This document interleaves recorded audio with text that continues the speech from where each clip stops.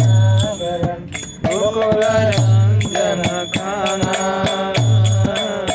गोकुल रंजन कान्हा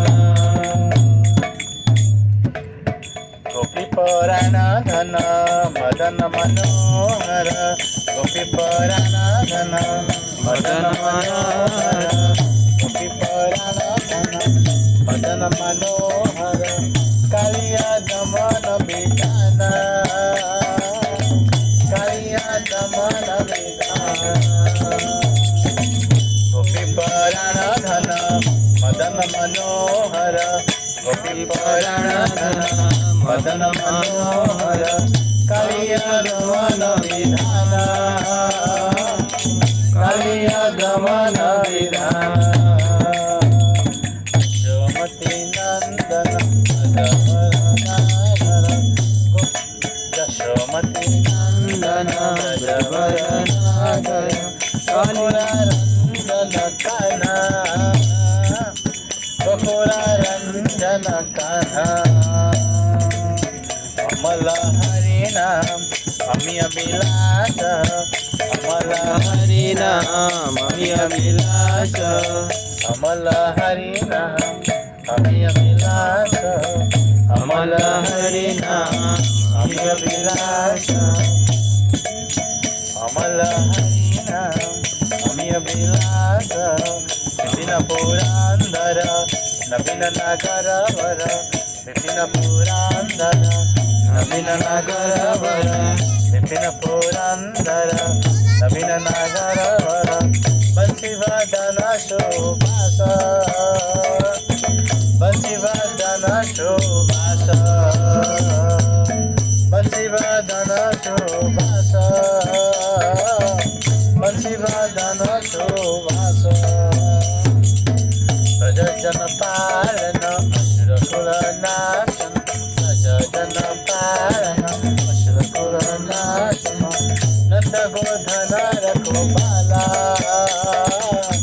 नंद गोधन रखवाला प्रजन पालन असुरकुल नाशन नंद गोधन रखवाला नंद गोधन रखवाला गोविंद माधव नवनीत तस्कर गोविंद माधव नवनीत तस्कर गोविंद माधव नवनीत तस्कर सुंदर गिरिधरिला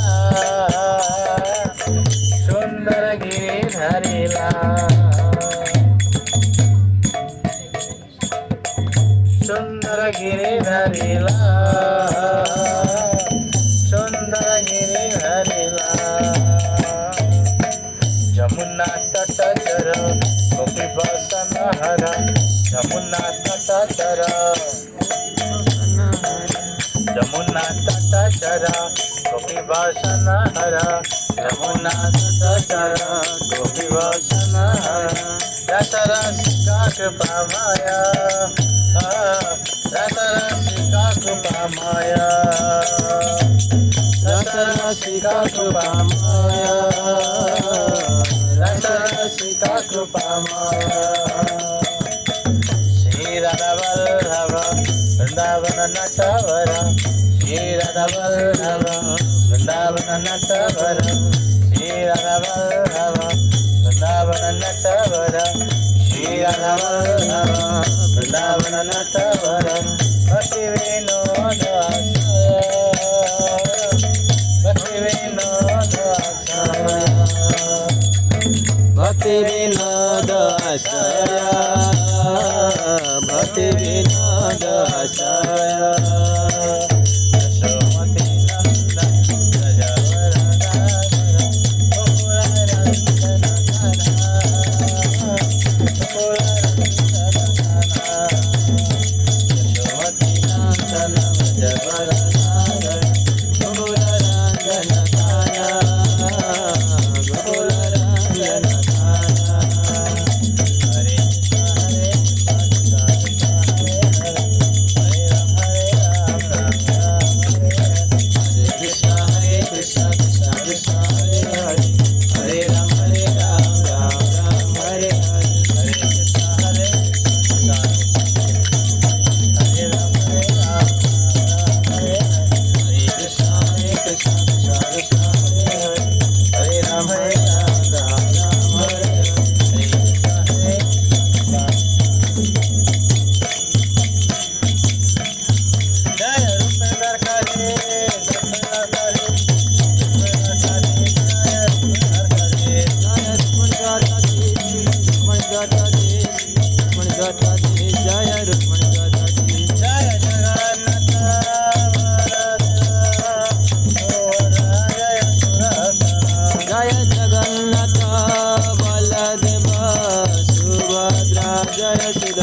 जय गौरनिताय जय गौरनिताय गौरनिताय गौरनिताय जय गौरनिताय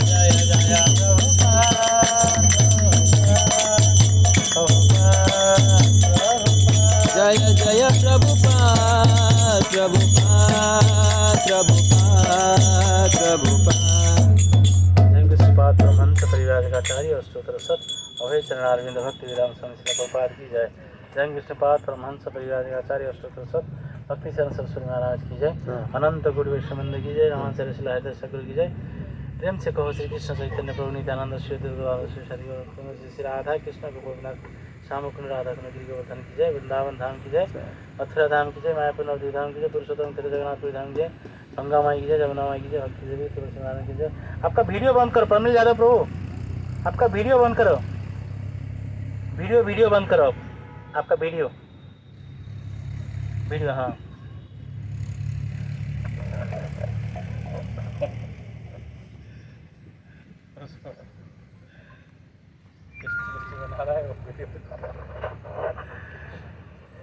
हरे कृष्ण।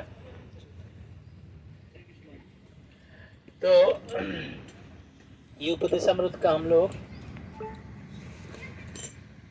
10वीं और 11वीं के श्लोक का चर्चा करेंगे।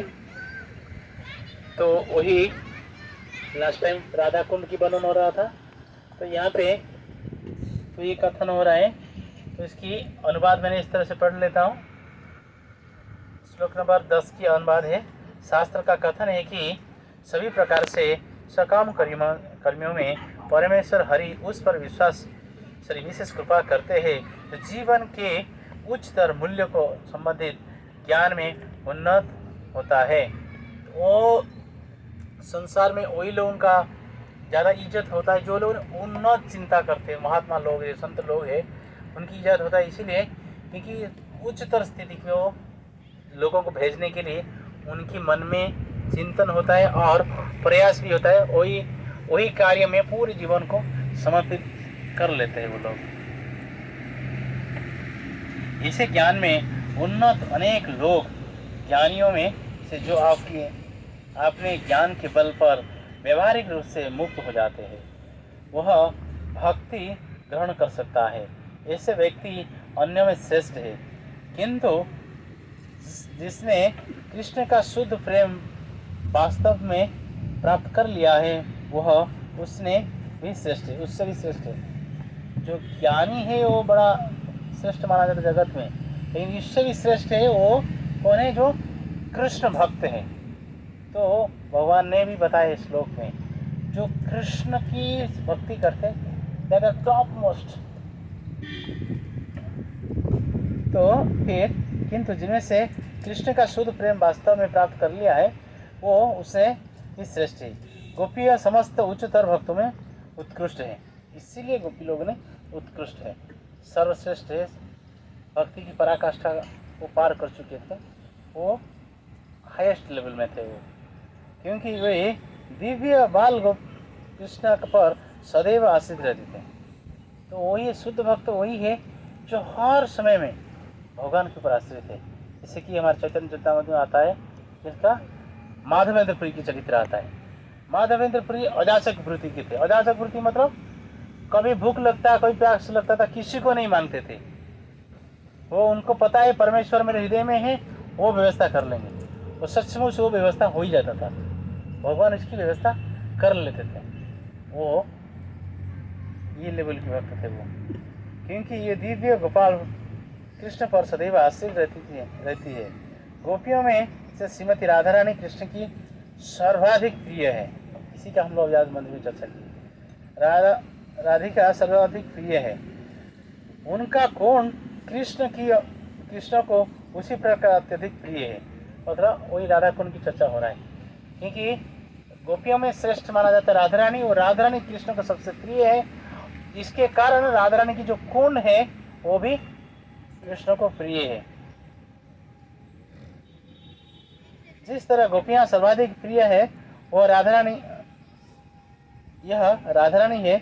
ऐसे तो ऐसा कौन होगा जो राधा कुंड में नहीं रहना चाहेगा और उल्लासमय भक्ति भाव अप्राकृत भाव से पूरी सर्वाधिक आध्यात्मिक शरीर द्वारा श्री श्री राधा गोविंद की दिव्य जुगल जो नित्य ही है अपनी अष्टकालिका लीला संपन्न करते हैं, उनकी प्रेममयी सेवा करना नहीं चाहेगा। निस्संदेह जो लोग राधा कुंड के तट पर भक्ति करते हैं वो ब्रह्मांड के सर्वाधिक भाग्यशाली व्यक्ति है। तो वो व्यक्ति सर्वाधिक भाग्यशाली है जो राधा कुंड में निवास करते हैं। 90वें श्लोक में हम पढ़े तो पूरे ब्रह्मांड में श्रेष्ठ स्थान कौन सा है? मथुरा है। क्यों मथुरा है ना? मथुरा में भगवान जन्म लिए थे और मथुरा में श्रेष्ठ जो कौन सा है? वृंदावन है, क्योंकि वृंदावन में भगवान ने लीला किए हैं। और वृंदावन से श्रेष्ठ है कौन सा? गोवर्धन पर्वत, क्योंकि गोवर्धन के पर्वत के ऊपर भगवान ने बहुत सारे लीलाओं किए। उसके तलहटी में बहुत ग्वाल बालों के साथ खेले, उसके ऊपर गोचारण लीला किए, बहुत सारे लीला किए। उस गोवर्धन से भी श्रेष्ठ है राधा कुंड, क्योंकि राधा कुंड की तलहटी में आखिर पड़ाव में परिक्रमा के आखिर पड़ाव में राधा कुंड है, जिसमें साक्षात राधा रानी निवास करती है। वो राधा कुंड श्रेष्ठ है। तो यास के श्लोक में बोलते हैं वो राधा कुंड में निवास करने वाले जो भक्त सर्वश्रेष्ठ भाग्यशाली है, सर्वाधिक भाग्यशाली है, क्योंकि नित्य निरंतर उनकी राधा रानी की दर्शन हो रहा है। राधा रानी और राधा कुंड में कोई फर्क नहीं है। तो ये भाग्यशाली व्यक्ति है जो लोग यहाँ पे भजन करते हैं। तो शिला प्रभुपाद तात्पर्य बोलते हैं इस समय प्राय हर व्यक्ति किसी न किसी सकाम कर्म में लगा हुआ है। जो लोग कर्म करके भौतिक लाभ उठाना चाहते हैं वे कर्मी कहलाते हैं। इस भौतिक जगत में सारे जीव माया के जादू में वशीभूत हो गए हैं। विष्णु पुराण में इसका वर्णन हुआ है कि विष्णु शक्ति पराप्रोक्तः क्षेत्रज्ञ तथा परा अविद्या कर्म संज्ञानया तृतीया शक्ति ईर्ष्यते। ईर्ष्यते मीन्स तो ईर्ष्यते मीन्स माना जाता है। संस्कृत में ईर्ष्यते बोलते हैं माना जाता है। तो बोलते हैं इस श्लोक का मीनिंग में बोलते हैं मुनियों ने पूर्ण पुरुषोत्तम भगवान की शक्ति को 3 कोटियों में विभक्त किया है। आध्यात्मिक शक्ति, तटस्थ शक्ति और भौतिक शक्ति। भगवान की शक्ति क्या है? 3 शक्ति क्या है? Internal energy, external energy, marginal energy. आध्यात्मिक शक्ति, इंटरनल एनर्जी जो है आध्यात्मिक शक्ति है, वो बहिरंगा शक्ति से परे अलग है। ये जो अंतरंगा शक्ति जो है साक्षात राधा रानी है, इसको आह्लादिनी शक्ति बोलते हैं। भगवान की हृदय में रहने वाली शक्ति है, वो भगवान को हर समय खुशियाँ प्रदान करती है, आह्लादिनी शक्ति, ठीक है, वो राधा रानी है। और बहिरंगा शक्ति कौन है? दुर्गा देवी है, जो दुर्गा देवी का पूजा हो रहा है अभी, दुर्गा की पूजा की मौसम चल रहा है, दुर्गा देवी है। और तटस्थ शक्ति कौन है? हम जीवात्मा है। हम जीवात्मा है, तट में है। जैसे नदी के किनारे आप जाएंगे जहाँ पे पानी और जमीन का मिलन है, उसका तट बोलते हैं। ना पूरी तरह से पानी में है, ना पूरी तरह से जमीन में, तो उसका तट बोलते हैं। उस प्रकार से हम जीवात्मा जो है, ना हम पूरी तरह से माया में है, ना हम पूरी तरह से भगवान की और है। इसलिए हम बीचों बीच में, हम तट में है, इसलिए जीवात्मा को तटस्थ शक्ति बोलते हैं, तटस्थ शक्ति है। तो भगवान की 3 शक्ति है। भौतिक शक्ति को तीसरी श्रेणी की शक्ति तृतीया शक्ति माना जाता है। जो जीव भौतिक शक्ति की सीमा के भीतर है वे कभी भी इंद्रिय तृप्ति के लिए कुकुर सुकुर की तरह कठोर श्रम नहीं में, जो जीव भौतिक शक्ति की सीमा के भीतर है वे कभी इंद्रिय तृप्ति के लिए कुकुर सुकुर के तरह कठोर श्रम में लगे रहते हैं। किंतु इस जीवन में या पुण्य कर्म करने पर अगले जीवन में कुछ कर्मी वेदों में वर्णित विविध यज्ञों को संपन्न करने के प्रति प्रबल रूप से आकर्षित होते हैं। कुछ कर्मी लोग ने वेदों की आज्ञा पालन करते हैं, कठोर श्रम करते हैं, तो कुछ पाने की लालसा में। इस प्रकार अपने पुण्यों के बल पर स्वर्ग लोक को भेजा जाता है। तो वो कठिन परिश्रम कर से जो प्राप्त करते हैं वो स्वर्ग लोग जाते हैं। कठिन परिश्रम करने से क्या होता है, प्रचुर मात्रा से धन कमाते हैं। धन कमाने से क्या है, तो वो सोचते पुण्य कर्म करते। पुण्य कर्म जैसा कि वो लोगों ने क्या करते हैं, तालाब खुदाई करते हैं और पानी की स्थान में पानी की टैंकी लगा देते हैं लोगों को पीने के लिए। तो चिकित्सालय मतलब जो हॉस्पिटल, जो इसको बोलते हैं रुग्णालय, वो खोलते हैं ताकि लोगों का इलाज होगा। इस तरह से सामाजिक व्यवस्था करते हैं जिससे लोग खुश होंगे। इस कारण तो क्या होता है, उनकी स्वीकृति प्राप्त होता है। स्वीकृति से तो कहाँ तक जाते हैं, स्वर्ग लोग जाते हैं। लेकिन स्वर्ग लोग जाने के बाद भी उनकी पतन भी है। तो भगवान भगवद गीता में बोलते हैं, आब्रह्म भवनालक पुनरावर्तिन अर्जुन। चींटी से लेके ब्राह्मण लोग तक लोगों का भी फॉल डाउन है। जैसे पुण्य खत्म हो जाएगा, व्यक्ति की पतन हो जाता है। इस तरह से पतन हो जाता है। तो ये हमको नहीं करना है। ये वाला जो पुण्य हमको कुछ फायदा नहीं है, क्योंकि कुछ भी करो जीवन में कष्ट तो मिलेगा, बार बार कष्ट है। जन्म मृत्यु जरा व्याधि से तो छुटकारा नहीं मिल पाएगा। तो फिर क्या करना है, हमको भगवान के धाम में जाना है। ना तद भाषे सूर्य ना संसाक ना पावक जदगत्वा न निवर्तन्ते तद धाम परम मम। वो स्थान जाना है जहाँ पे जन्म मृत्यु जरा व्याधि की कष्ट नहीं है, भगवान की शाश्वत दिव्य रूप प्राप्त हो जाएगा। वो स्थानों को जाने के लिए भक्त लोग प्रयास करते हैं। इस प्रकार से अपने पुण्य के बल पर स्वर्ग लोक भेजा जाता है। वास्तव में जो लोग वैदिक आदेश के अनुसार यज्ञ करते हैं वो चंद्रलोक तथा उसके ऊपर लोग को भेजे जाते हैं। जैसा कि भगवद गीता 9:21 में उल्लेख है कि क्षीणे पुण्य मर्त्य लोगों विसंति। अभी जो मैंने डिस्कशन किया, जैसे कि पुण्य खत्म हो जाएगा फिर मर्त्य लोग आ जाएंगे।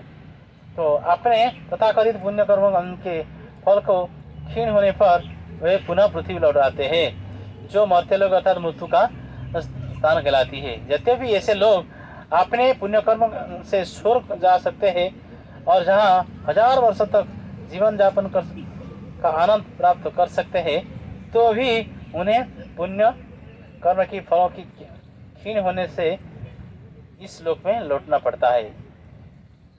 यह स्थिति सभी प्रकार सकाम कर्मियों को की है, चाहे वो पुण्य करने वाले हो या पाप करने वाले हो।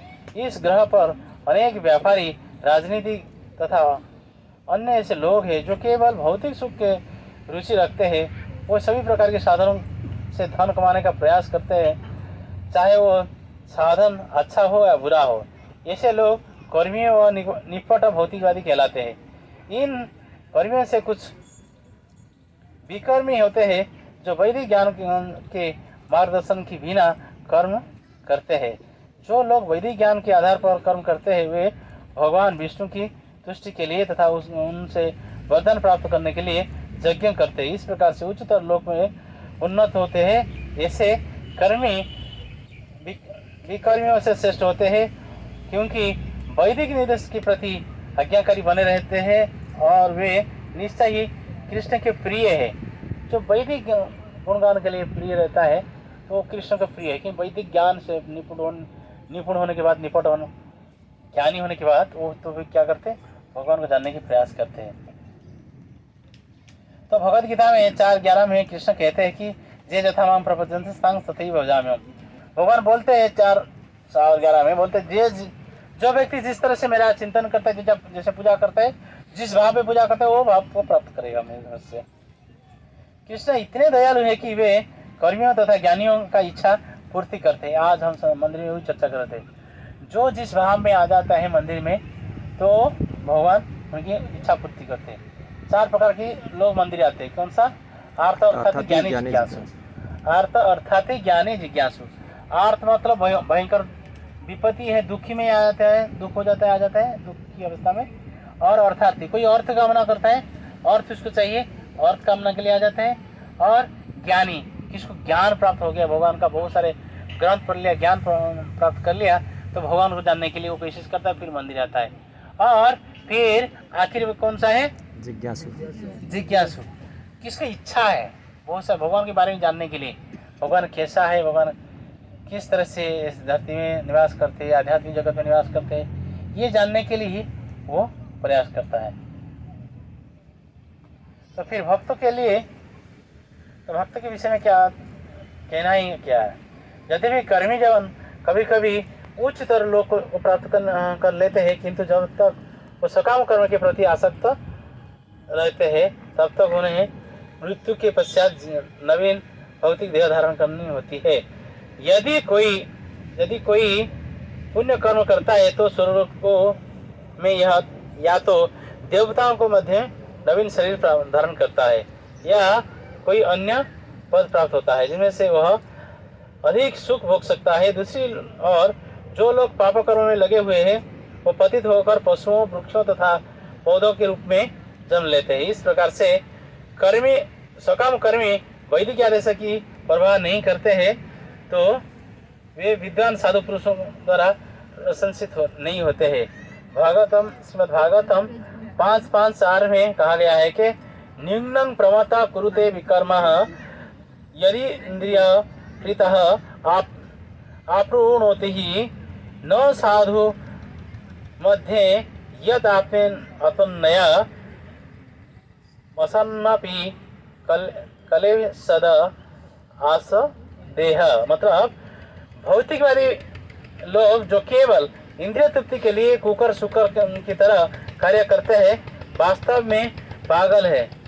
वो केवल इंद्रिय तृप्ति के लिए सभी प्रकार का रहित कार्य करते हैं।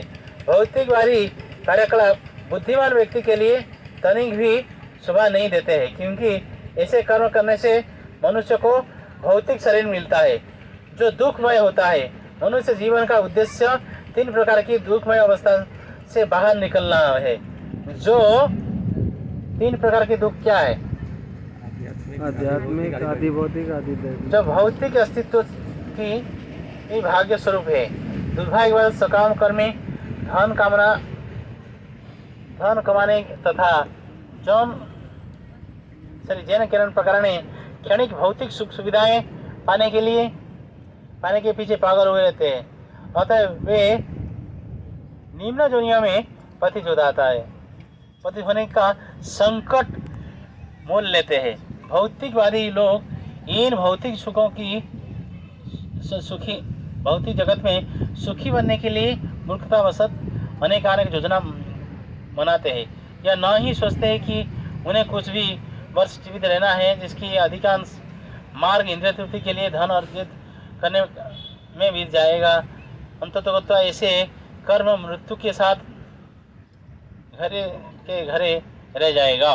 भौतिकवादी यह नहीं सोचते हैं कि इन शरीर में को त्यागने पर निम्न पशुओं या पौधों या वृक्ष की शरीर धारण कर सकते हैं। इस तरह अनेक सारे कार्य जीवन के उद्देश्य की पराजय करने वाले हैं। ये न केवल अज्ञानी रूप में उन्नत होते हैं, अपितु अज्ञान के धरातल पर यह सोचते हुए कि कर्म ही करते हैं और वे गगनचुंबी इमारतों और बड़ी बड़ी मोटर कार, सम्मानीय पदों आदि के रूप में भौतिक लाभ के प्रति प्राप्त करते रहते हैं। वे यह नहीं जानते हैं कि अगले जन्म में वे पतित होंगे और उनके सारे कार्यकलाप उनकी पराभव या पराजय स्वरूप होंगे। यही श्रीमद् भागवतम का निर्णय है। पराभवा शारद अबोधजातः। अतएव मनुष्य की आत्मा का विज्ञान समझने के लिए उत्सुक रहना चाहिए। जब तक मनुष्य आत्म तत्व के उच्च स्तर पर नहीं पहुंचता है, जिससे वह समझ सकता है कि ये शरीर नहीं अपितु आत्मा है, तब तक वह अज्ञान के स्तर पर रहता है। तो ये श्लोक आता है, बहुना जन्मनामन्ते ज्ञानवान मांग प्रपद्यन्ते वासुदेव सर्वमिति स्व महात्मा सुदुर्लभ। जो अनेकानेक जन्म जन्मांतर के बाद वास्तव में ज्ञान प्राप्त कर लेता है, वह मुझे समस्त कारणों के तथा प्रयुक्त वस्तु का कारण जानकर मेरी शरण में आता है। ऐसे महात्मा अत्यंत दुर्लभ होता है। वास्तव में ये चतुर पुरुष है, वही है जो कृष्ण की चरण कमलों में शरण ग्रहण करता है, लेकिन ऐसा महात्मा अत्यंत दुर्लभ है। विधि विधान के अनुसार भक्ति स्वीकार करने बाद नारद तथा सनक सनातन ऐसे परम भक्त की पद चिन्ह पर चलकर मनुष्य ईश्वर को सहज प्रेम के पद को प्राप्त कर सकता है। तब पूर्ण पुरुषोत्तम भगवान उसे श्रेष्ठ मानने लगते हैं। जिन भक्तों ने ईश्वर प्रेम विकसित कर लिया है वो निश्चय ही उच्च पद पर है। तो यहाँ पे सर्वश्रेष्ठ विधि यही है। तो ये निष्कर्ष वही है, जो लोग ने राधा कुंड में निवास करते हैं वो किस लिए निवास करते हैं? क्योंकि भगवान कृष्ण की भक्ति में पूरी तरह से लीन हो जाते हैं। भगवान कृष्ण की भक्ति में पूरी से तल्लीन हो जाते हैं, जिसके प्रभु ने पूरी तरह से तल्लीन हो जाते हैं, जिसके कारण उनको जगत सम्मान करता है। इसलिए संतों लोग जो है उनमें सम्मान होता है, क्योंकि वो जगत के लिए कुछ कार्य करते हैं, मतलब हर समय कार्य करते हैं।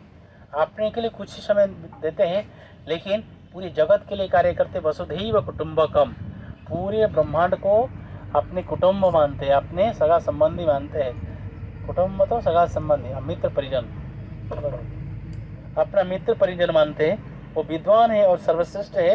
वो भगवान की भक्ति में लीन रहते हैं, जिसके कारण उनकी रजोगुण और तमोगुण नष्ट हो जाते हैं और शतगुण वृद्धि होता है। शतगुण वृद्धि होने के क्या नाते आहिस्ता आहिस्ता वो शुद्ध सत्व गुण को प्राप्त करते हैं, जिसको भगवान कृष्ण की प्रिय है। भगवान कृष्ण का क्या प्रिय है? शुद्ध सत्व गुण में निवास करने वाले व्यक्ति प्रिय है। भगवान विष्णु किस गुण के लिए है? सत्व गुण के लिए है। ब्रह्मा जी किस गुण के लिए है? रजोगुण के लिए है। शिव जी किस गुण के लिए है? तमोगुण के लिए है। तमोगुण, रजोगुण, सतोगुण के ऊपर जाने के लिए जो संत महात्मा लोग ने प्रयास करते हैं, जिसको क्या बोलते हैं? शुद्ध सत्व लेवल में आते हैं। तो इसे वही शुद्ध सत्व लेवल में जो लोग रहते हैं उनकी गुणगान होता है, जगत में उनकी चर्चा होता है। कौन बोलता है? श्रीमद् भागवत में गोपियों ने बोलते हैं। 10वें स्कंद की 31 अध्याय की 9 नंबर श्लोक में, तव कथामृतम् तत् जीवनम् कविभिरीडितम् कल्मषापहम् श्रवणमङ्गलम् श्रीमदाततम् भुवि गृह्णन्ति ये भूरिधा जना भुवि गृह्णन्ति ये भूरिधा जना। बोलते भूरिधा जना, गोपी लोग बोलते भूरिधा जना सर्वश्रेष्ठ दानी है, सर्वश्रेष्ठ उत्कृष्ट व्यक्ति है। वो लोग ने बोलते तब कथामृतम तप्त जीवनम, आपकी जो कथा रूपी अमृत, हे प्रियतम, मतलब कृष्ण को बोलते गोपियाँ, हे प्रियतम आपका ये कथा रूपी अमृत जो है, तो जीवात्मा संसार में जो जलता हुआ जीवात्मा, किसे जल रहे हम लोग? जन्म मृत्यु जरा व्याधि, इसमें और ऊपर से और 3 ताप में आदि दैविक आदि भौतिक आध्यात्मिक, ये 7 प्रकार के कष्ट में जलता हुआ जीवात्मा के लिए अमृत के समान है। तब कथामृतम तप्त जीवनम, ये जलता हुआ संसार में जलता हुआ जीवात्मा के लिए अमृत के समान है। क्या अमृत के समान है? आपकी कथा रूपी जो अमृत, ये अमृत के समान। तब कथामृतम तप्त जीवन कभी भीड़ितम कल्मषापहम्, जो लोगों ने ये कथा रूपी अमृत को जगत भर में वितरण कर रहे, ये जो कथा रूपी अमृत जगत भर वितरण होना चाहिए। ये कथा रूपी जो अमृत जो है पूरे जगत भर वितरण होना चाहिए, क्योंकि पूरा जगत जलता है, 7 प्रकार कष्ट से जलता है। और ये पूरे भरपूर मात्रा में, प्रचुर मात्रा में जगत भर क्या होना चाहिए? भरपूर मात्रा में वितरित होना चाहिए।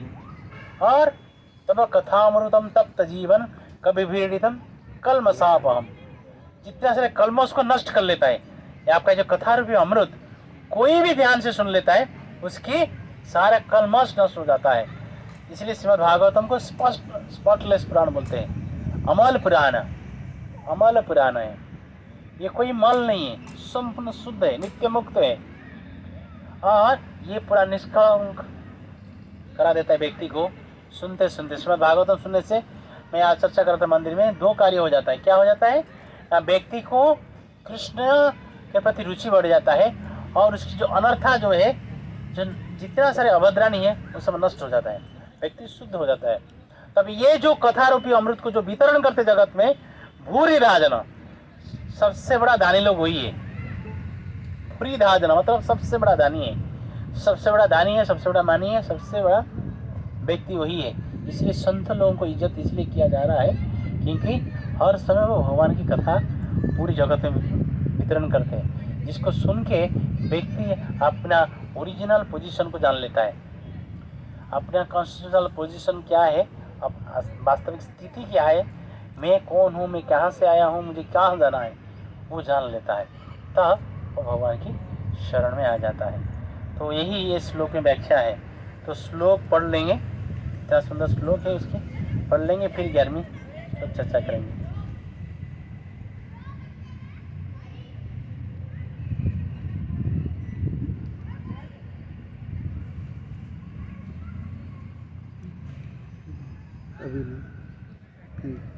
श्लोक आ गया सबको?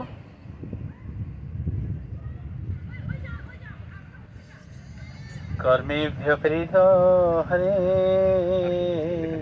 प्रियतया व्यक्ति यजुर्जनिना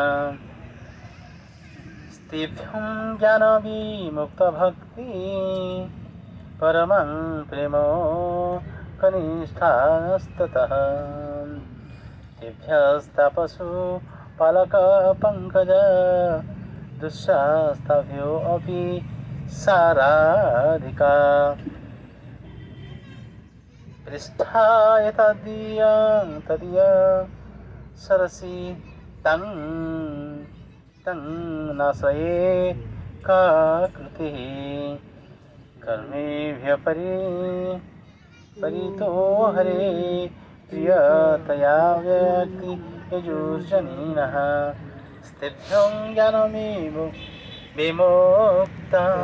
परमं प्रेमाकनिष्ठतः तेभ्यस्तथा पशुपालकपङ्कज दुःस्ताभ्योऽपि साराधिका तिष्ठां तद्योदिपान्द्यां तदीय सरसि तं नाशये काकुतिः। बोलते हैं शास्त्र का कथन है कि सभी प्रकार के कर्मियों, सकाम कर्मियों में परमेश्वर हरि उन पर विशेष कृपा करते हैं जो जीवन के उच्चतर मूल्य को संबंधित ज्ञान में उन्नत हो जाता है। जीवन का उच्चतर लेवल क्या है, वो हाईएस्ट लेवल क्या है, शुद्ध सत्य लेवल जो वो प्राप्त कर लेते हैं, तो भगवान हरि उनके ऊपर प्रसन्न होते हैं। जो जीवन के उच्चतर मूल्य संबंधित ज्ञान में उन्नत होते हैं, ऐसे ज्ञान में उन्नत अनेक लोग को, जो भगवान के बारे में जो उन्नत लोग हो जाते हैं उनको ज्ञानी बोलते हैं, ज्ञानी हो। टाइम हो गया, मीटिंग आई करना। तो भगवान के बारे में जो ज़्यादा पढ़ते लिखते हैं, भगवान के बारे में पढ़ते हैं, तो उनको ज्ञानी बोलते हैं। तो लेकिन यहाँ पे बोलते हैं वो उच्चतर लोग जो अपने ज्ञान के बल पर वो व्यावहारिक रूप से मुक्त हो जाता है, वो भक्ति ग्रहण कर सकता है। ऐसे व्यक्ति अन्यों से श्रेष्ठ है, किंतु जिससे कृष्ण का शुद्ध प्रेम वास्तव में प्राप्त कर लिया है, वो सबसे ही श्रेष्ठ है। गोपियों समस्त उच्चतर भक्तों से उत्कृष्ट है, क्योंकि वह दिव्य गोपाल कृष्ण पर सदैव आश्रित रहती है। गोपियों में से श्रीमती राधा रानी कृष्ण का सर्वाधिक प्रिय है। उनका कुंड कृष्ण को उसी प्रकार अत्यधिक प्रिय है जिस तरह गोपियों में सर्वाधिक प्रिय यह राधा रानी है। तो ऐसा कौन होगा जो राधा कुंड में नहीं रहना चाहेगा और उल्लासमय भक्तिभाव से पूरित आध्यात्मिक शरीर द्वारा श्री राधा गोविंद के दिव्य जुगल से जो नित्य ही अपनी अष्टकालीय लीला प्रसन्न संपन्न करते हैं उनकी प्रेममयी सेवा नहीं करेगा, करना नहीं चाहेगा। निसंदेह जो लोग राधा कुंड तट में भक्ति करते हैं वो ब्रह्मांड के सर्वश्रेष्ठ, जो राधा कुंड के तट में भक्ति करते हैं ब्रह्मांड का सर्वश्रेष्ठ और सर्व विद्वान भाग्यशाली व्यक्ति है। तो इसीलिए तो हम जो तुलसी आरती गाते हैं तो क्या गाते हैं तुलसी आरती में? अभिलाष विलास कुंज दियो नयने हरिबो सदा जुगल रूप राशि। जुगल रूप राशि मतलब कौन है? जुगल रूप कौन है? राधा कृष्ण जुगल रूप। उनकी क्या होगा? वो स्फुरित होगा और समय स्फुरित होगा। ये लेवल में कौन आ जाएगा? जो भगवान की नित्य निरंतर भक्ति में तल्लीन रह जाएगा। ये सब व्यक्ति राधा कुंड में रह सकते हैं। मतलब इनडायरेक्टली बोल रहे जे राधा कुंड में भक्ति करना, राधा कुंड में रहना मतलब 24 घंटे आपका चिंतन राधा कृष्ण होना चाहिए। इसलिए सब लोग राधा कुंड में निवास नहीं कर पाएंगे, वही लोग निवास कर पाएंगे जिसकी 24 घंटा कृष्ण चिंतन आएगा। इसीलिए जो ब्रजवासी जो ब्रज में रहते हैं उनको ब्रजवासी कहते हैं। क्यों वो ब्रजवासी? क्यों?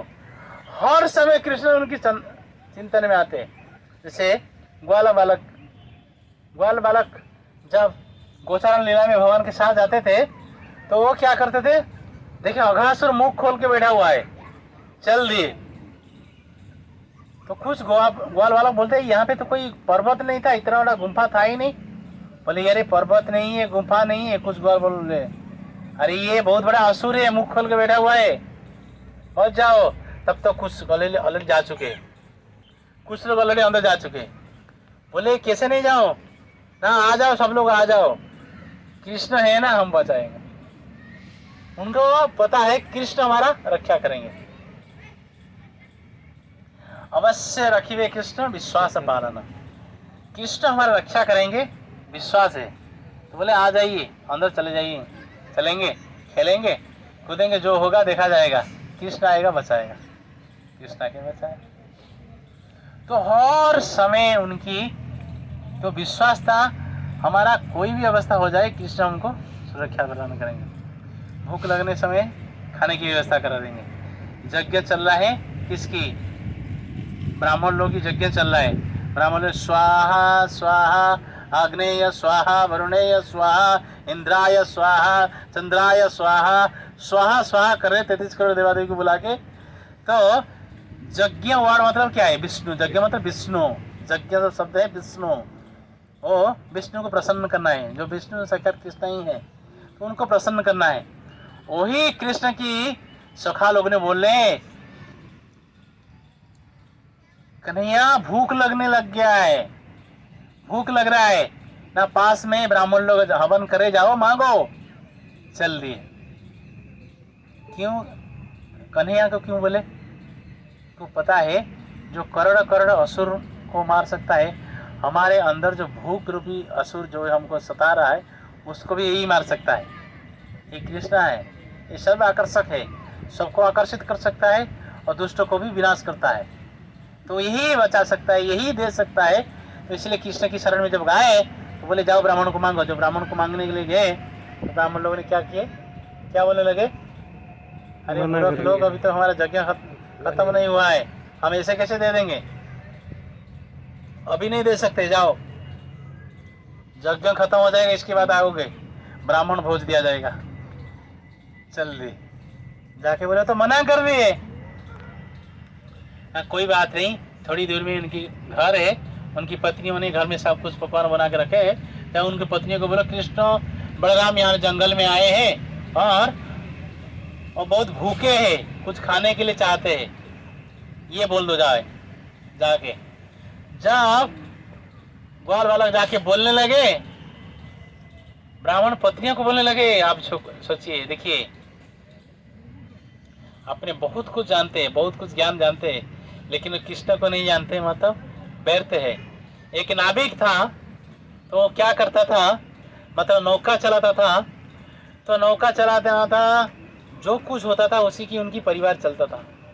एक बार बहुत बड़ा साइंटिस्ट आ गया उसी गांव में, तो साइंटिस्ट आके पहुंचा। साइंटिस्ट को नदी की दूसरी किनारे जाना था, तो बोला, नाविक, मुझे नदी की पार करा दोगे? न, जरूर महाराज। यस सर, बोला करा दूंगा। तो बोला ठीक है। तो नाविक ने नौका में बैठा दिया साइंटिस्ट को। साइंटिस्ट बैठा है, नाविक चलना शुरू कर दिया। बोला, रे नाविक, तेरे पास मोबाइल है? लेटेस्ट मोबाइल कुछ है? मोबाइल क्या होता है ना, आज के जमाने में तेरे को मोबाइल पता नहीं है, तेरा 25% जीवन व्यर्थ है, बेकार है। तो मोबाइल नहीं जानता है, आज के ज़माने में रह रहा है ना। साहब, मैं नदी में लोगों को इधर से उधर, उधर से इधर पार कराता हूँ, जो कुछ पैसा मिलता है मेरा परिवार चलता है, मुझे मोबाइल का कोई ज़रूरत नहीं है, इसलिए मोबाइल के बारे में जानता ही नहीं ना। तेरा 25% जीवन बेकार। तो फिर आगे चलता गया। तो बोलता है, अरे नाविक, तेरे को पता है अभी लेटेस्ट गाड़ी कौन सा आया है मार्केट में? गाड़ी ना, 4 चक्के वाली जो गाड़ी होता है, लेटेस्ट जो कार है, क्या आया है पता है? ना साहब, मुझे कुछ भी पता नहीं है, नौका चलाता हूँ, जो मिलता है परिवार चलता है, गाड़ी का क्या काम है ना। तेरा 50% जीवन बेकार है, इतना मूर्ख है। कौन सा मोबाइल आया है मार्केट में पता नहीं है, कौन सा गाड़ी अभी नया आया है पता नहीं है, कैसा जिंदगी जी रहा है तू, बेकार है 50%। तो फिर थोड़ा बहुत आगे चलता गया। बोला, अरे नाविक, तेरे को पता है अभी कौन सा शहर में कौन सा नया मूवी आया है? सिनेमा क्या होता है सर? सिनेमा क्या तेरे को पता नहीं है? और शुक्रवार को नया सिनेमा आता है, मार्केट में लगता है, तेरे को ये भी पता नहीं है? तेरा 75% जीवन बेकार है।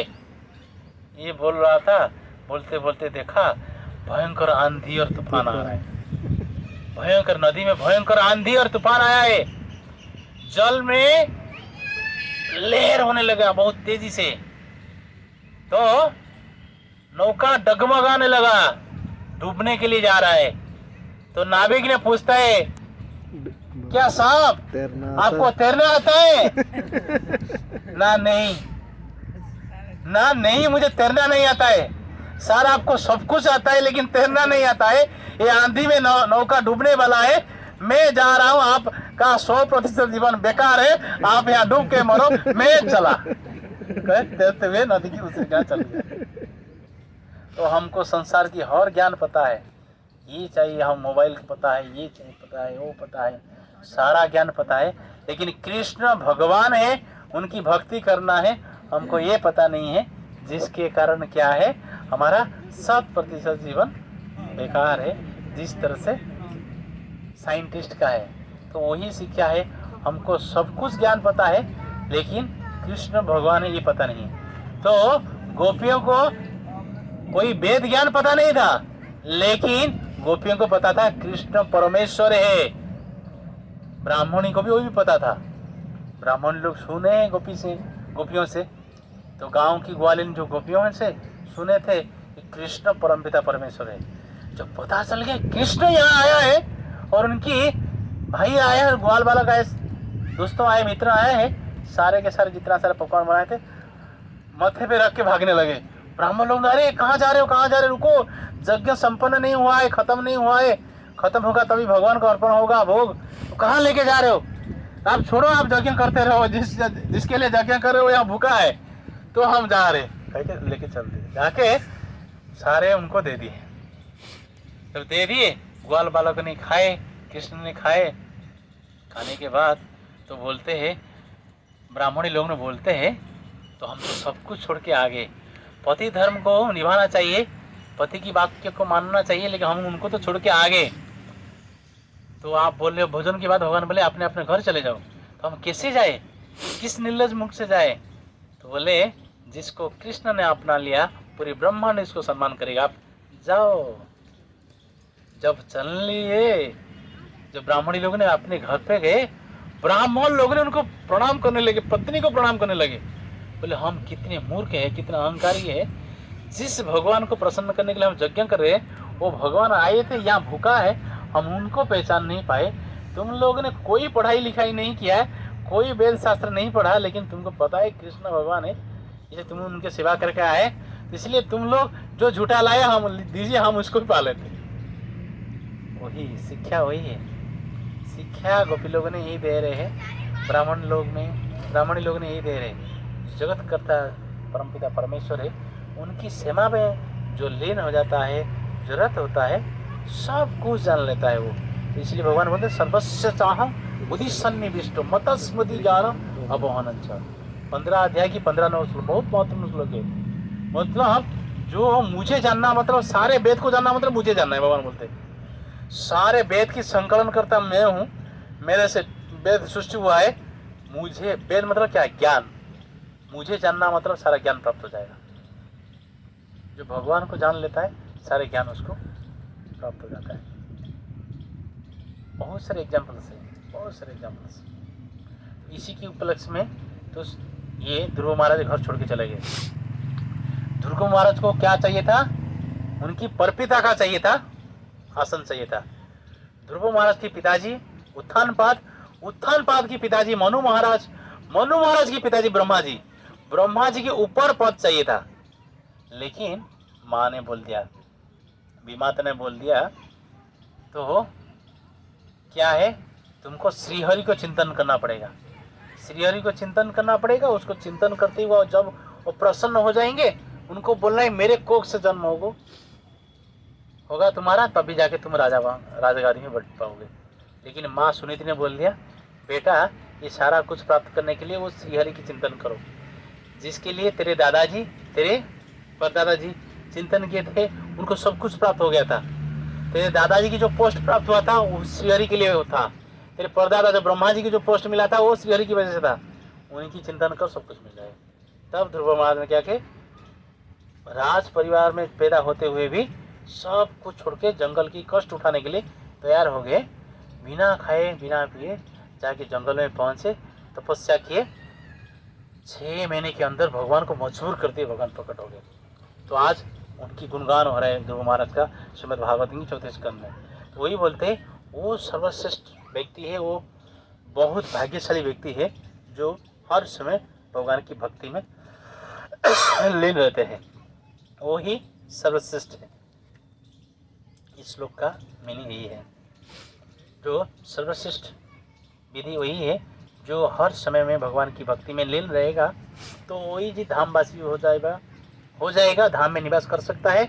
और इस धराधाम को त्याग करने के बाद भगवान की गोलक वृंदावन में वो स्थान पा जाएगा। तो इसलिए हम लोग जयकार में बोलते हैं, जय नित्य लीला प्रविष्ट, भगवान की नित्य लीला में शामिल हो जाएगा। भगवान की जो नित्य लीला होता है गोलक वृंदावन है, उसमें शामिल हो जाएगा। तो 11वें श्लोक है, 11वें श्लोक निकालिए सब लोग।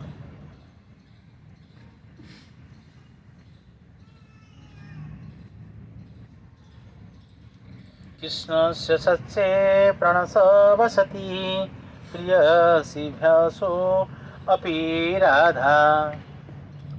बोलते कृष्ण से मीन्स भगवान कृष्ण का उच्च मतलब अत्यधिक ऊंचा, प्रणय वसती मतलब प्रेम का पात्र, प्रियसीभ्य तो उनकी प्रियसी में कौन है, गोपिका प्रियसी, तो गोपियों में से अभी निश्चय ही राधा, श्रीमती राधा रानी है। पहला लाइन बोल देते, कृष्ण से शौचे प्रणस वसती प्रियसी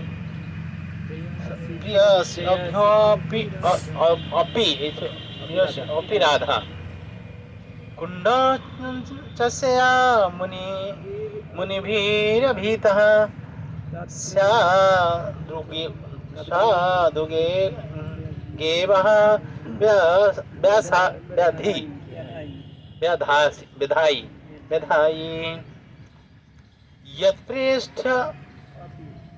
यत्पृष्ठिरा अफलमल सुलभं किं पुनर्भक्ति भाजा यत्प्रेमेदं मुकुन्दाभिसारा स्नातुरा विस्कारोति।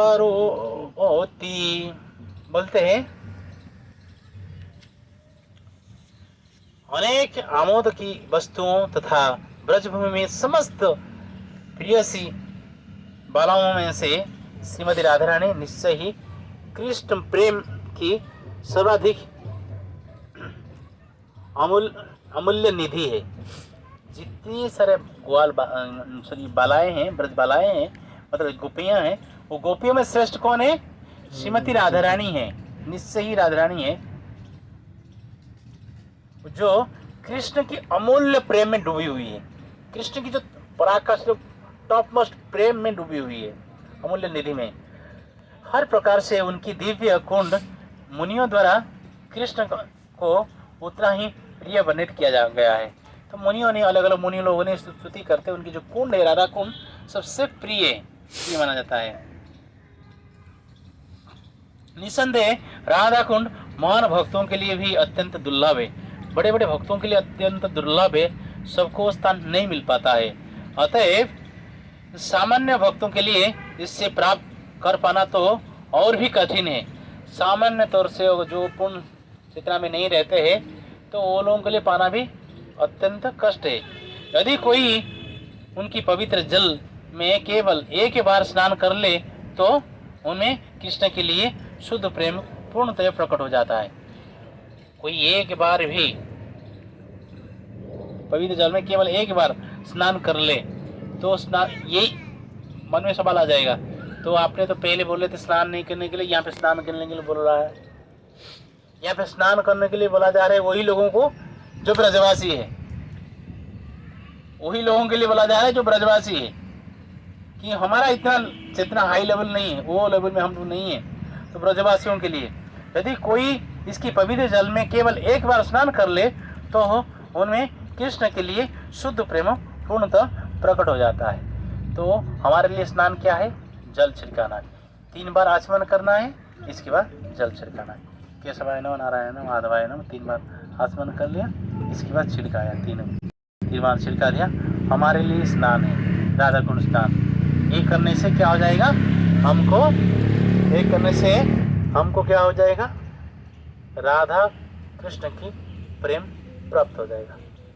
इसलिए इस श्लोक बोला गया है। राधा कुंड इतना पूज्य है कि इस सरोवर इसलिए पूज्य है कि क्योंकि श्रीमती राधा रानी का है, जो श्री कृष्ण की सर्वाधिक प्रिय पात्र है। ये समस्त गोपियों में से सर्वाधिक प्रिय है। उसी प्रकार उनकी सरोवर राधा कुंड भी बड़े बड़े मुनियों द्वारा ऐसे सरोवर के रूप वर्णित किया गया है, जो कृष्ण को साक्षात राधा के ही समान प्रिय है। जो श्री कृष्ण राधा को प्रिय है, उस समय से राधा, इस तरह से राधा कुंड सारे लोगों को प्रिय है, मुनियों को प्रिय है। निसंदेह राधा कुंड तथा श्रीमती राधा रानी के लिए कृष्ण का प्रेम सभी तरह से एक जैसा है। राधा रानी जो है, राधा कुंड भी ऐसा है कृष्ण के लिए। तो यह राधा कुंड भक्ति में पूरी तरह संलग्न बड़े बड़े पुरुषों तक के लिए अत्यंत दुर्लभ है। बड़े बड़े संत महात्मा इच्छा करते हैं, उनकी इच्छा पूर्ति नहीं हो पाता है राधा कुंड में निवास करने के लिए। तो फिर उन सामान्य भक्तों के लिए क्या कहा जाए, जो केवल विधि भक्ति में अभ्यास में लगे हुए, जो विधि अभ्यास लगे हुए, वो लोग तो क्या कहना है? विधि भक्ति मतलब हम लोग प्रारंभिक में मंगलारती करते, गुरु पूजा करते, भागवतम पढ़ते, ये विधि के अपनाते। जो विधि भक्ति अपनाते शुरुआत स्टेज में, हम कैसे जान पाएंगे राधा कुंड की महिमा क्या है? तो इसीलिए राधा कुंड में कौन कौन निवास किए? सनातन गोस्वामी, रूप गोस्वामी और रघुनाथ दास गोस्वामी, जो भक्ति के पूरे पराकाष्ठा में लीन थे, टॉप मोस्ट भक्ति कर रहे थे। वो लोगों जो सिद्ध है बोला जाता है सिद्ध, जो लोग अपने आध्यात्मिक शरीर सिद्ध देह को पाकर भगवान की दिव्य धाम गोलोक वृंदावन लौट जाने का इच्छुक है, उसे राधा कुंड में रहना चाहिए। उन्हें राधा रानी की विश्वास पात्र दासियों की शरण ग्रहण करनी चाहिए और उनकी निर्देशन के अनुसार निरंतर राधा जी का सेवा करनी चाहिए। जो लोग श्री चैतन्य महाप्रभु की शरण में भक्ति करते हैं उनके लिए यह श्रेष्ठ विधि है। उसके संबंध में शिला भक्ति सिद्धांत सरस्वती ठाकुर लिखते हैं कि नारद तथा सनक जैसे बड़े बड़े मुनि एवं परम भक्त भी राधा कुंड तक आकर एक बार स्नान करने का अवसर प्राप्त नहीं कर पाए। नारद भी नहीं आ पाए थे, स्नान नहीं कर पाए थे। नारद जी कहाँ तक आए थे? उद्धव कुंड तो गए थे। उद्धव कुंड से राधा कुंड कितना किलोमीटर दूरी में? 5 किलोमीटर। 5 किलोमीटर दूरी है। उद्धव कुंड में नारद जी ने क्या किए थे? कथा किए थे। किसके लिए? 16,100 रानियों के लिए। इसलिए उद्धव कुंड में है जाके, जब हम जाएंगे ना वृंदावन और गोवर्धन परिक्रमा करेंगे नवंबर में, उस स्थान पे थोड़ा बहुत कथा करेंगे। वो उद्धव कुंड जरूर छिड़काना है, क्योंकि उद्धव जी ने संपूर्ण भागवत कथा सुनाए थे। किसको? श्री नारद जी ने संपूर्ण भागवत कथा सुनाए थे उद्धव जी के समेत। किसको? 16,100 रानियों को। जो भगवान जाने के बाद जो भगवान की बिरह से अलग अलग स्थान पे ब्रज में पागलिंग की तरफ पागली होके रो रहे थे, भगवान की बिरह में रो रहे थे, उनको संतुष्ट के लिए, उनकी सांत्वना देने के लिए भागवत कथा सुनाए, जिसके कारण वो संतुष्ट, उनकी मन तृप्त हुआ, वो शांत हुए थे। वो स्थान उद्धव कुंड। तो बोलते हैं नारद जी जैसे भक्त है वो लोग भी यहाँ पे स्थान नहीं पाते हैं, नहीं पा पाए। तो इसलिए भक्ति संस्कृत में लिखते हैं नारद सनक जैसे। सनक जी कौन है? ब्रह्मा जी की 4 सबसे पहला पुत्र है। सनक, सनातन, सनत, सनत कुमार। जो लोग नया है लिख लीजिए। ब्रह्मा का सबसे पहला पुत्र जो है सनक, सनातन, सनत कुमार। ये चार जो है ब्रह्मा जी सबसे पहला पुत्र है। वो जो 4 कुमार है, सनक, सनातन, सनत कुमार जो है, ये चारों जो है भगवान की ज्ञान की अवतार है। भगवान की जो ज्ञान जो है विभूति है वो साक्षात ये 4 कुमार है। ये लोग भी वो नारदा कुंड के स्थान पे नहीं आ पाए। तो बोलते हैं भक्ति संस्कृत बोलते हैं इस स्थान पर आना इतना आसान नहीं है। यदि कोई महान सौभाग्य बस राधा कुंड तक आने और एक बार भी स्नान करने का अवसर प्राप्त कर लेता है तो वह कृष्ण के प्रति ऐसा ही दिव्य प्रेम विकसित कर सकता है जिस तरह गोपियां ने किया था।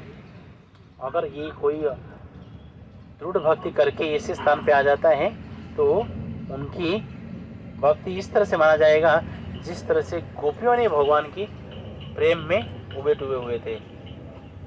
यह भी प्रस्तुति की गई है मनुष्य राधा कुंड के तट पर निवास करे और श्री भगवान की प्रेममयी सेवा में तल्लीन रहे। उससे नियमित रूप से वहाँ स्नान करना चाहिए और श्री राधा तथा उनकी सहायक गोपियों की शरण ग्रहण करके सारी भौतिक धारणा का परित्याग कर देना चाहिए। यदि कोई जीवन भर भी इस तरह संलग्न रहता है तो शरीर छोड़ने पर वह श्री राधा की ऐसे ही सेवा करने के लिए भगवान के पास लौट जाएगा जैसा कि उनके अपने जीवन में राधा कुंड के किनारे रहकर सोचा था। निष्कर्ष ये है राधा कुंड के किनारे रहना तथा नित्य उन्हें स्नान करना भक्ति का सर्वोच्च सिद्धि है। नारद जैसे महान ऋषियों तथा भक्तों के लिए भी यह पद को प्राप्त कर पाना कठिन है। इस प्रकार राधा कुंड की महिमा की कोई सीमा नहीं है। राधा कुंड का सेवा करने से मनुष्य गोपियों के शाश्वत मार्ग दर्शन में रहकर श्रीमती राधा रानी की सहायक बनने की अवसर प्राप्त कर सकता है। राधा कुंड की जय, श्रीमती गोपियाँ की जय, राधा श्याम सुंदर भगवान की जय। तो राधा कुंड में निवास करने के लिए व्यक्ति को क्या है उच्चतर पराकाष्ठ में भक्ति करना पड़ेगा, जो गोपी लोगों ने कर रहे थे। मतलब अपना इंद्रिय तृप्ति जो कुछ करते हैं उसको बोलते काम। कृष्ण इंद्रिय तृप्ति करने के लिए जो कुछ काम करते हैं उसको बोलते प्रेम। तो वो जो प्रेम को प्राप्त करने के लिए राधा रानी कार्य करती थी हर समय कृष्ण को सुखी देखना चाहती थी, इसके कारण वो सर्वश्रेष्ठ भक्त है। इसीलिए जो लोगों ने, गोपी लोगों ने उनकी पद्धति अनुकरण कर रहे थे वो लोगों ने श्रेष्ठ है, और गोपी लोगों को जो आचार्य लोगों ने अनुकरण कर रहे थे वो भी श्रेष्ठ है। तो वही आचार्यों की चरण में शरण ग्रहण करते हुए अगर हम भजन करेंगे तो राधा कुंड में निवास हो पाएगा। राधा कुंड में निवास मतलब भगवान की सान्निध्य प्राप्त कर पाना, तो भगवान की सान्निध्य हम प्राप्त कर पाएंगे, वही टॉपमोस्ट भक्ति है। तो इसीलिए रूप गोस्वामी ये उपदेशामृत लिखे है, उपदेशामृत इसलिए लिखे है नाम के प्रति हमारा कैसे रुचि हो जाएगा, नाम के प्रति, धाम के प्रति और भगवान के भक्तों के प्रति कैसा रुचि होगा। तो इसीलिए ये उपदेशामृत की चर्चा किए थे। उपदेशामृत ग्रंथ की जय, शीला रूप गोस्वामी पाद की जय। एक गीत है, वो गीत के साथ थोड़ा बहुत कीर्तन करेंगे, नाचेंगे, इसके बाद फिर प्रसाद, ठीक है।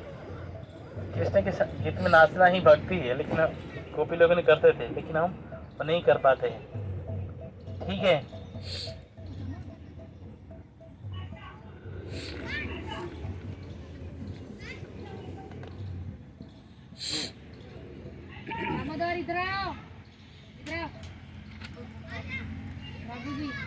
हाँ,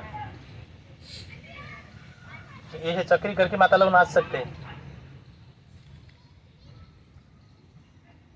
राधे जय जय माधव दयिते, राधे जय जय माधव दयिते, राधे जय जय माधव दयिते, राधे जय जय माधव दयिते, राधे जय जय माधव दयिते, राधे जय जय माधव दयिते,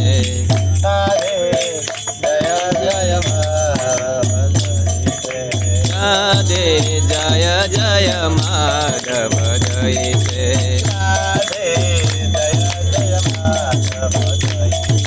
राधे जय जय माधव दयिते,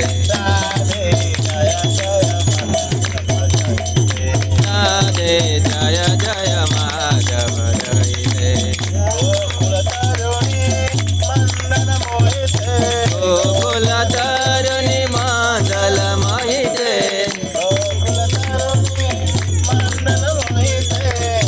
गोकुल तरुणी मंडल मोहिते,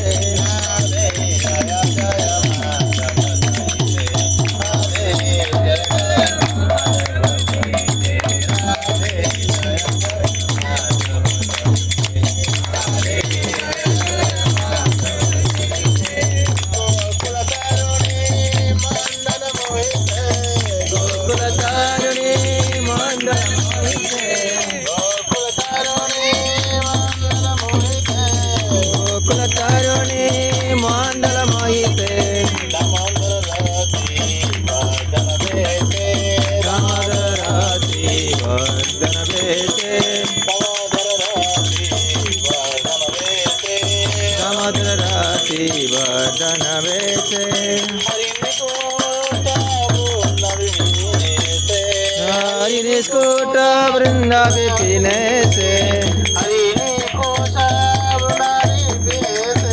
हरिनिष्कुट वृंदा विपिने से,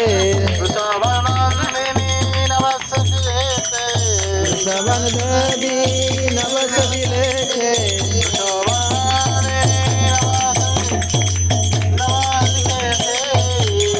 देवी नवसति लेखे,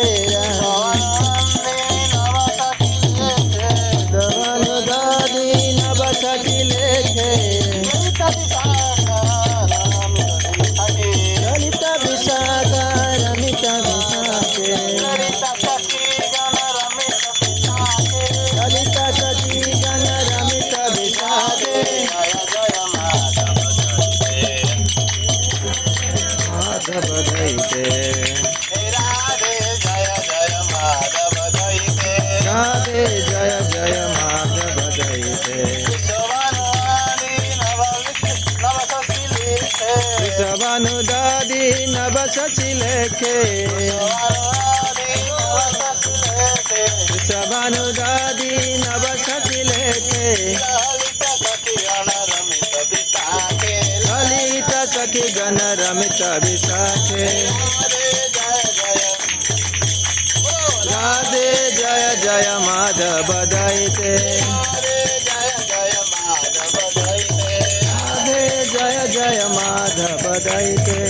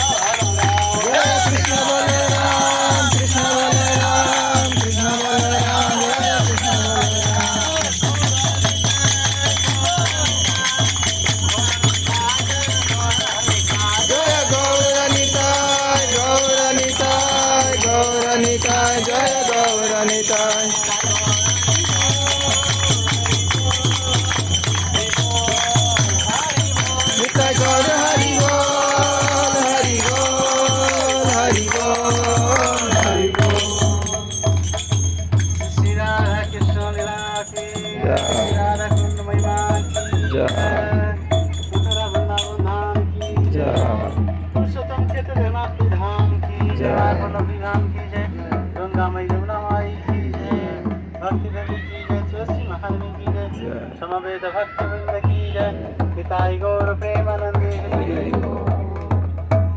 जय जय श्री राधे, सबको मिले वृंदावन। हरे कृष्ण। इसका कोई सवाल है? एक सवाल लेते हैं, बता रहा हूँ।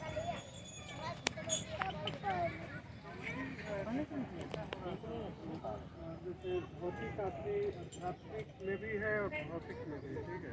उसके बीच में जो एक रिवर है विरजा नदी, तो उसमें जैसे उसको पार जो आदमी व्यक्ति करेगा तो कैसे उसको पता चलेगा मैं आध्यात्मिक साइड में ज़्यादा आ गया हूँ भौतिक में।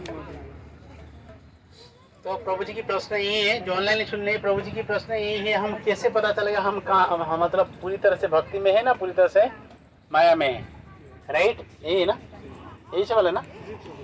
तो श्री प्रभुपाद जी को ये सवाल पूछा गया था। प्रभुपाद बोले जब हमारा भौतिक वस्तु के प्रति हमारा आकर्षण कम हो जाएगा, रुचि कम हो जाएगा, तो आध्यात्मिक के प्रति हमारी रुचि बढ़ जाए। जैसे भागवत सुनना है, भागवत पढ़ना है और माला जप करना है, ज़्यादा माला जप करना है, संतों की संगत में रहना है, तो ये भावना जब आ जाएगा, आप समझ लीजिए आपका भौतिक आसक्ति ऑलरेडी कट रहा है, अब आध्यात्मिक ओर जा रहे हैं।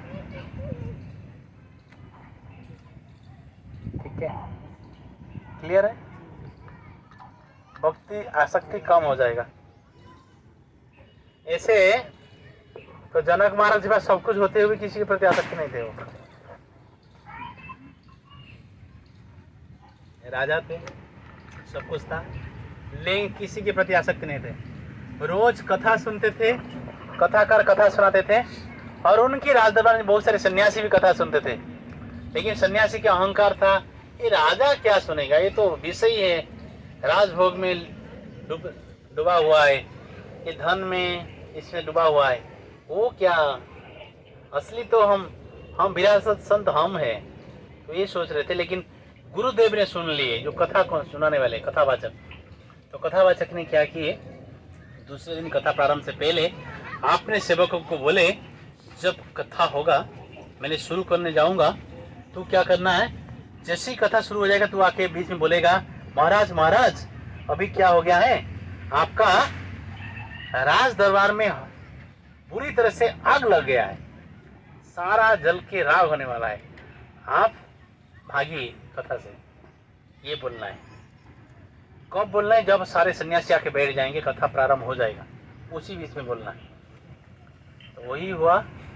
सन्यासी का संबल क्या होता है, लंगोटा होता है, धोती होता है, यही इनके, और बाकी कुछ होता ही नहीं, आसक्ति होना नहीं चाहिए। तो वो लोगों ने सब बैठे हुए थे, राजा भी बैठा था, सारा संपदा राजा का था, सब कुछ था, बैठा था। राजा जैसे बैठा, कथा महाराज ने प्रारंभ की। कथा जैसे प्रारंभ हो रहा है, तुरंत आके वो बोल दिया सेवक ने, महाराज महाराज आपके राज दरबार में आग लग गया है, सारे जल के राख हो जाएगा, आप उसको बचाइए। तो ये सुनते ही ये जो संत लोग ने, सन्यासी लोग थे, उठ के भाग गए सब। कहाँ राज दरबार में आग लग गया है, हमारा धोती लंगोटा गामछा सारा जल के राख हो जाएगा, सारे के सारे भाग गए। राजा बोले, बैठा रहा राजा, थोड़ा गुरुदेव कथा सुनाई, गुरुदेव कथा सुनाई। वो बोल रहे, वो जो आए दूध था, बोले महाराज सारा जल के राख हो गया है। तो महाराज बोले, मेरा जीवन की आग में मैं जल रहा हूँ, हर क्षण मुझे तपा रहा है, जला रहा है, संसार की जो आग जला दीजिए राज दरबार, मुझे कोई आवश्यकता नहीं है, महाराज आप कथा सुनाइए। महाराज कथा सुनाने लगे। ये जो भाग के गए थे, सत्य नहीं था, झूठा था, तो सब फिर भाग के आ गए, तो आके बैठने लगे। बोले ये तो झूठ बोला। महाराज बोले, मैंने बोला था, गुरुदेव ने बोले मैंने बोला था। आप लोगों ने कल यहाँ पे चर्चा कर रहे थे ना, राजा विषयी है, भोगी है, उनकी सरे आसक्ति है। आसक्ति देखो, राजा के पास धन है, सब कुछ, पत्नी है, सब कुछ होने के बाद भी सब विरासत संत की तरह बैठ के भगवान की कथा के प्रति उसकी रुचि है, सुन रहा है। लेकिन आपका आसक्ति किस में है? संसार में है। इस तरह से आसक्ति को बोलने से नहीं होता है, अंदर से होता है। ठीक है जी, आपका कोई सवाल था, बताइए। जी जी, जानता जी।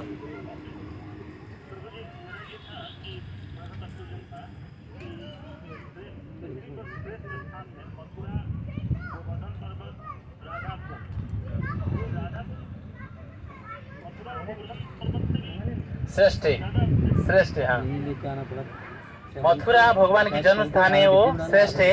मथुरा से श्रेष्ठ है वृंदावन। भगवान ने वृंदावन में बाल्य लीलाएं की है।